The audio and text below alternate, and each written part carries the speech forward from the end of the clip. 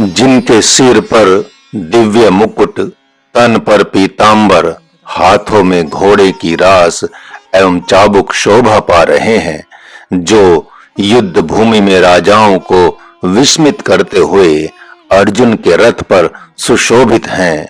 यहाँ तक कि शकुनी एवं दुर्योधन जैसे असुर भी अपलक उनकी छटा को आश्चर्यचकित होकर देख रहे हैं। महाराज, भक्तों, संतों, सिद्धों एवं देवताओं के साथ विविध प्रकार से एकमात्र उन्हीं प्रभु को प्रणाम करता है।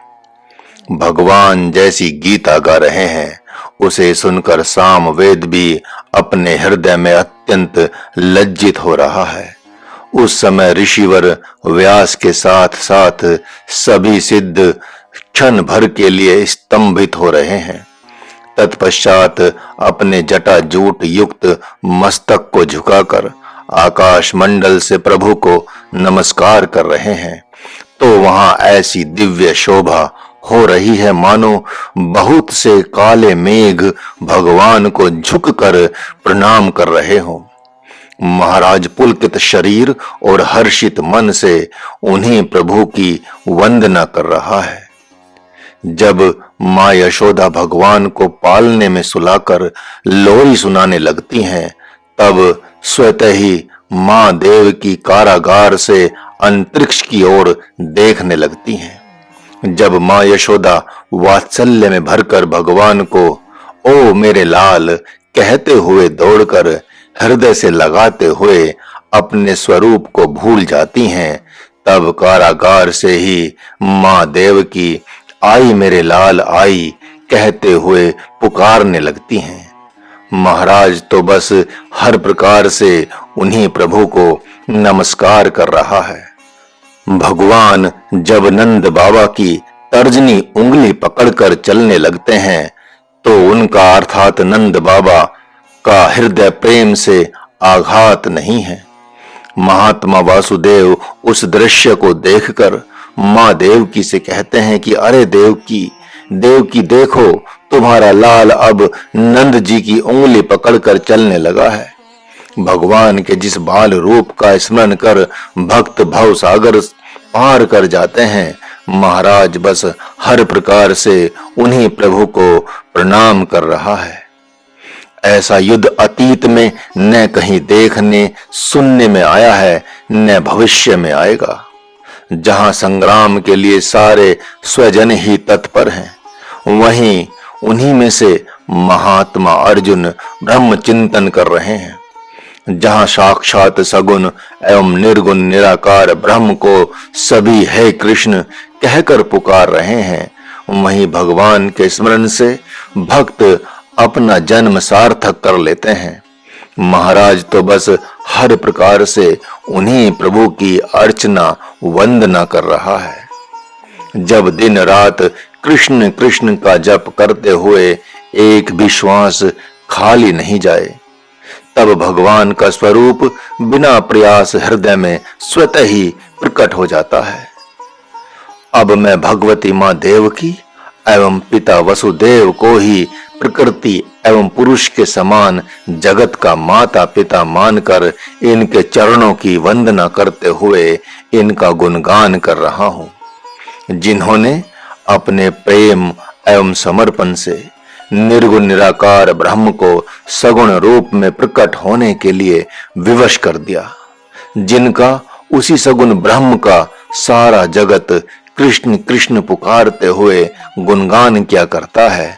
वे माता पिता युग युगांतरों से जन्म लेकर भगवत आराधना करते आए हैं, किंतु द्वापर युग में कंस ने उसमें अत्यंत व्यवधान पहुंचाया।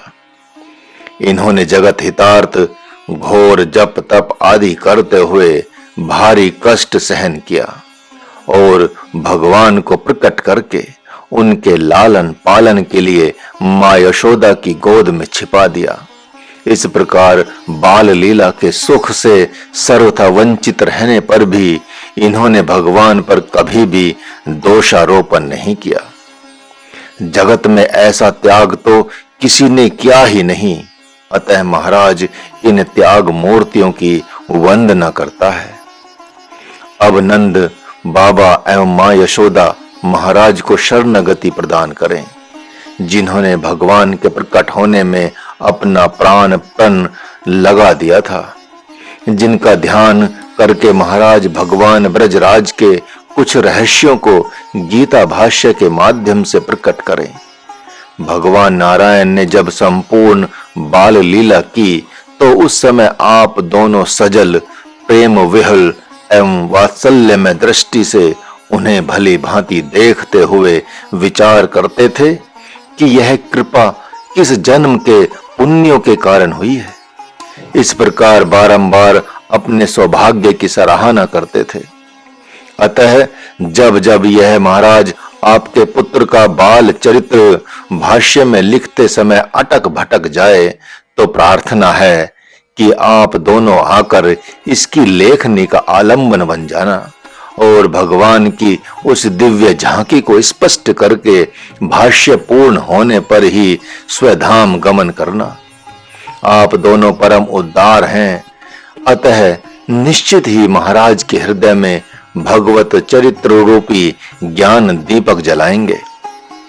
अब महाराज नंद बाबा एवं माता यशोदा के सद्गुरु महर्षि गर्ग के श्री चरणों की वंदना करता है, जिन्होंने अपार हर्ष में निमग्न होकर शुद्ध सचिदानंद घन परमात्मा के अवतरित होने पर उनका मधुराति मधुर कृष्ण नाम रखा, जो भक्तों के घोर क्लेश का हरण करने वाला है। कृष्ण नाम पर खींचकर कंस ने गर्ग ऋषि को राजसभा में बुलाकर अति रोष पूर्वक अपमानित करते हुए कठोर वचनों में कहा था कि आपने उस बालक का नाम कै अक्षर से प्रारंभ होने वाला कृष्ण क्यों रखा? क्या आप नहीं जानते थे कि मेरा भी नाम कंस कै अक्षर से सबको अपनी ओर आकर्षित करने वाला है? ऐसा सुनते ही ब्रह्म ऋषि गर्ग अति रोष पूर्वक डांटते फटकारते हुए तथा सिर हाथ आदि को झटकने की मुद्राओं से उसे अपमानित करते हुए यह कहकर पैर पटकते हुए चल पड़े कि अरे नीच, तू तो शाप का भी पात्र नहीं है। तब उसने अत्यंत विकल हो चाणूर से कहा कि इस ऋषि को बंदी गृह में डाल दो और वसुदेव देवकी एवं उग्रसेन के समान ही अनेक प्रकार से यातना दो।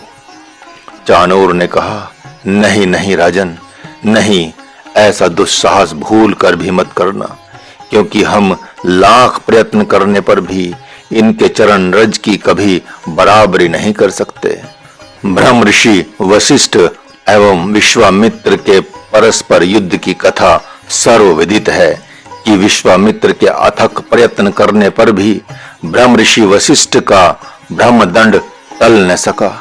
ये संत ब्रह्म शक्ति से संपन्न होते हैं, इस बात को सभी मानते हैं, जिनका स्मरण करने मात्र से असुरगण कांप उठते हैं और उन्हें भागने के लिए कोई मार्ग नहीं सूझता। महाराज बस उन प्रभु को नमस्कार करता है जिनसे परम सुख की प्राप्ति होती है। मैं आदि शक्ति भगवती श्री राधा जी की वंदना करता हूँ, जिनकी शरण में जाते ही आवागमन नष्ट हो जाता है, जन्म मरण रूपी महान भय से मुक्ति मिल जाती है, जिनके बिना यथार्थ में ब्रह्म भी आप आधा अधूरा ही है तथा उसका जीवन सूना सूना है। मैं सत्य कहता हूं कि कृष्ण नाम में जो आकर्षण की शक्ति है वह एकमात्र भगवती राधा ही है। जहां भगवान कृष्ण ब्रह्म है वहां भगवती राधा शक्ति हैं। इनमें वैसे ही भेद नहीं है जैसे ज्ञान और भक्ति में। भगवान श्री कृष्ण एवं भगवती राधा को ब्रह्म एवं शक्ति के समान जानना चाहिए। उनमें भेद वैसे ही नहीं जैसे दीपक के लौ और उसके प्रकाश में। अतः मैं कह रहा हूं कि भगवान श्री कृष्ण निर्गुण ब्रह्म हैं तो भगवती राधा उनकी प्रकृति है। इन दोनों में भेद वैसे ही नहीं है जैसे बुद्धि और बुद्धि की धारण शक्ति धरती में। भगवान श्री कृष्ण विश्व रूप ब्रह्म हैं तो भगवती राधा महत योनि हैं। उनमें भेद वैसे ही नहीं है जैसे बीज ही वृक्ष बन जाता है। भगवान श्री कृष्ण जीव बने हुए हैं तो भगवती राधा जीव की स्मृति बनी है। उनमें भेद वैसे ही नहीं है जैसे अग्नि और तेज में भेद नहीं होता। भगवान श्री कृष्ण बुद्धि हैं तो भगवती राधा मन बनकर उनमें वैसे ही छिप गई हैं जैसे जल में रस छिपा हुआ है। भगवान श्री कृष्ण प्राण हैं तो भगवती राधा शरीर एवं इंद्रियां हैं। इस प्रकार इन दोनों के अभाव में जगत कुछ भी नहीं कर सकता। भगवान श्री कृष्ण स्वर हैं तो भगवती राधा व्यंजन है। इन्हीं दोनों से संसार प्रसन्नता प्राप्त करता है। जिस प्रकार शब्द और अर्थ को पृथक नहीं किया जा सकता, उसी प्रकार भगवती राधा एवं भगवान श्री कृष्ण को एक दूसरे से पृथक नहीं किया जा सकता। हरि ओम।